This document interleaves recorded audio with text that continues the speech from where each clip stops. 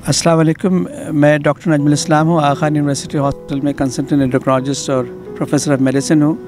आज मैं कुछ मैसेज आपको देना चाहूँगा। एक तो मीठे बोल हैं जो कि पेशेंट्स के साथ आपने करने हैं ताकि वो उनकी जो है वो इनकरेजमेंट मिले, और दूसरे मीठे से परहेज़ करने की बात है, क्योंकि मीठे से इस्तेमाल करने से जो है डायबिटीज़ के इम्कानात बहुत बढ़ते हैं। तो अपने पेशेंट्स से जो है वो सही तरह से गुफ्तगू करें, उनके कॉन्फिडेंस को हासिल करें मीठे बोल के ज़रिए, और उनको मशवरा दें कि वो मीठी चीज़ों से परहेज़ करें।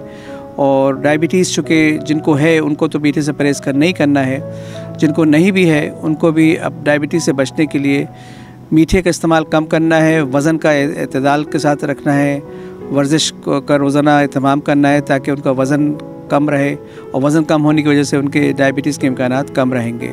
और जिनको डायबिटीज़ हो गई है उनको चाहिए कि मीठे से परहेज़ करें, वर्जिश करें, डायबिटीज़ को कंट्रोल रखें ताकि डायबिटीज़ की पेचीदगियों से बचे रहें, जिसका ताल्लुक़ डायबिटीज़ के दौरानिये से है और डायबिटीज़ के कंट्रोल से है। सो यही है मेरा पैगाम आप लोगों के लिए। खुदा हाफ़िज़।